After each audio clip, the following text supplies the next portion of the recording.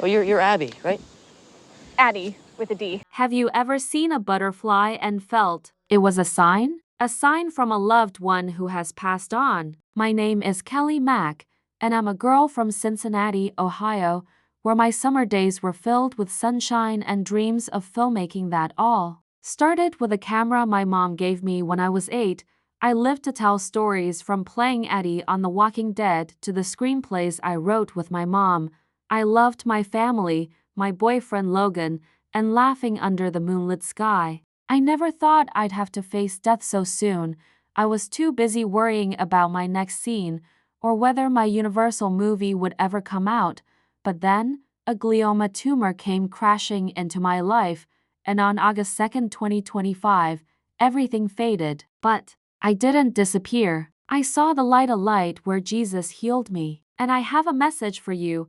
I grew up in Cincinnati, in a small house with my mom, Kristen, my Aunt Karen, and big dreams. My mom was my best friend. We wrote scripts together, laughing as we filmed short movies in the backyard.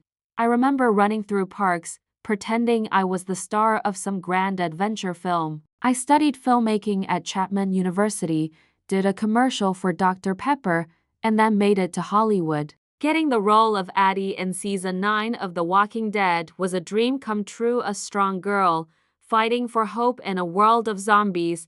I even voiced Gwen Stacy in an animated project and played Penelope Jacobs on Chicago Med. My life was filled with the light from the cameras, from the stories I told, but in September of 2024, everything went dark. I started feeling a pain in my back, like needles being driven into my spinal cord. I thought it was just stress from filming. I kept posting on Instagram, laughing with Logan, trying to be strong. But then one day, I collapsed on my living room floor, my legs refusing to listen to me. The doctors ordered an emergency MRI. The results hit like a lightning strike. Central nervous system glioma, a cancerous tumor in my spinal cord. The doctors diagnosed it as rare and aggressive, attacking the central nervous system. I went through a surgical biopsy, but I lost my ability to walk. A wheelchair became my companion, but I never lost my faith. I wrote on Instagram, "God has a plan for me. I believe in love and family." Ring this bell 3 times well. It's told to clearly say, I'm gonna start crying. I'm gonna cry. My treatment is done. This course is run, and I'm on my way. Woo-hoo! In my final months, I was in a hospital in Cincinnati. My mom held my hand, and my Aunt Karen told me old stories to make me laugh. The machines beeped steadily, but I felt a strange sense of peace. I prayed, just as my mom had taught me to as a child. Then on August 2nd, 2025, everything began to fade. I heard my mom whisper, "You are my light." My heart slowed, and the darkness came. I thought that was the end, but it wasn't. Suddenly, I found myself floating above my hospital bed. I saw my mother weeping, my Aunt Karen holding her, a doctor shaking his head as he looked at the monitor. My body was lying there still, but I wasn't afraid. I felt light, free. Then a light appeared, not the harsh light of the hospital, but a living, warm light, as if it were calling me home. I turned, and there it was, a brilliant tunnel of golden light. I stepped forward, and all the pain vanished. I knew I was entering what some call a Narodurfarang, a journey to something much bigger. As I stepped into the light, everything changed. The tunnel wasn't cold or scary. It was warm, like my mother's embrace, but bigger, as if the entire universe was holding me. I saw colors I had never known existed. Blues brighter than the sky, golds more radiant than the sun, and hues I have no names for. I heard distant music, like a gentle hymn, that made my heart vibrate. I felt a peace so profound that all the pain of the glioma, all the anxiety over unfinished film scenes, just dissolved. I was loved, truly loved, as if someone had been waiting for me since before I was born.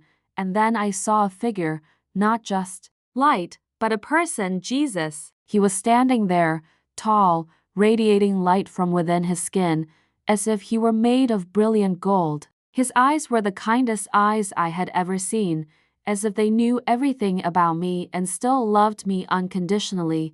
When he smiled, I felt safe, like I was no longer afraid for the first time. "Kelley," he said, his voice as warm as honey. "My beloved daughter." I started to cry, not tears of sadness, but of joy. "Jesus, is it really you?" He nodded, holding out his hand. When I touched it, a current of love flooded me, stronger than any of my mother's hugs. Stronger even than the moment I got the part of Addie. "You fought bravely against the glioma," Jesus said, and I could feel him soothing every last ache in my body, "but you don't have to be in pain anymore. Here, you are healed."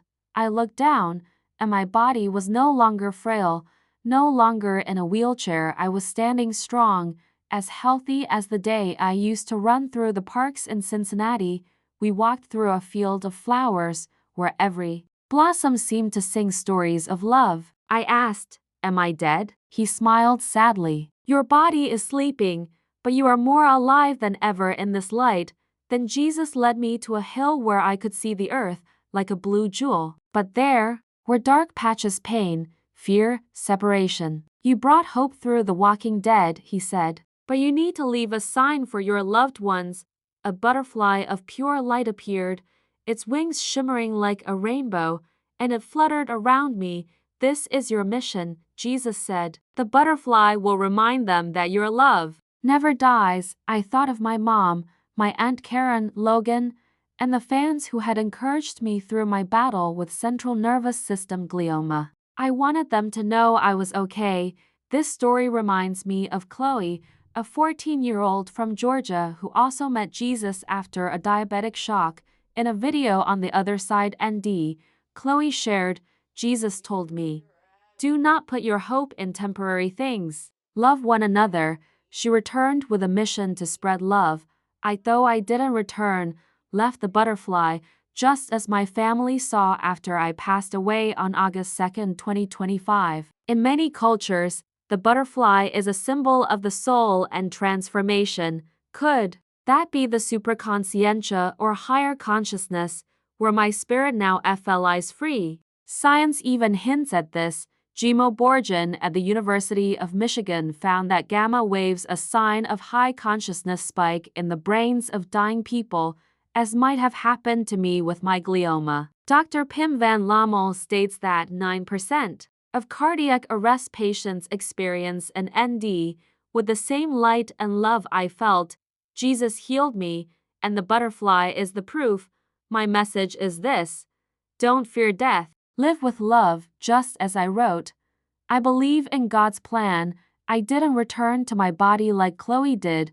On August 2, 2025, my body stopped in that Cincinnati hospital. But I didn't disappear. My family said that after I was gone, butterflies started appearing in the garden, on the windows, even in the hospital room. The New York Times wrote on August 6, "Kelley Mack's family sees butterflies, as if she is sending her love from the other side." I know those were my signs, the message from Jesus that my consciousness is still flying free in that higher state of superconscientia. Chloe, after her NDE, was changed forever. She stopped believing in things that were only beautiful on the surface. She prays, spreads love, and carries the message from Jesus. Though I didn't return, left a legacy through my role as Addie in The Walking Dead, as Penelope Jacobs in Chicago Med, through the scripts I wrote with my mom, and through the faith I shared on Instagram. Family is my strength. The butterfly was the final message from Jesus. Love never dies. My mom, my Aunt Karen, Logan, they feel me through those butterflies, through moments of unexplainable peace. Science supports this. The gamma waves in the brain, as discovered by Glioma Borgen, show that consciousness can persist when the body stops functioning. With a central nervous system glioma, I might have touched that superconscientia in my final moments. Dr. Pim van Lamo says these are evidence that consciousness is eternal. The butterflies my family saw, as recorded by NBC News, are a reminder that I am still here, in the light where Jesus healed me. My legacy isn't just The Walking Dead or Chicago Med. It's the love I left behind through stories, through faith, through butterflies. I want you to know, don't be afraid of death. Live as I lived, with passion, with love, with faith in Jesus. Find the light within you, as I found it when He healed me. Every butterfly you see might just be a whisper from someone you love, waiting for you on the other side. I am Kelley Mack, and I saw the light where Jesus healed me in the Superconscientia. The butterflies my family sees are a message that love never dies. Like Chloe, I want you to live with love, to find the light within yourself. Meditate, pray, or just watch a butterfly and ask yourself, could that be a sign from Jesus or from a loved one who has passed? Death is not the end, it is the door to paradise, where I was healed. Have you ever seen a butterfly or a light that made you believe in the miraculous? Share your story in the comments. And remember, love is how we touch Jesus today. Have you seen a sign from Jesus? Share in the comments below.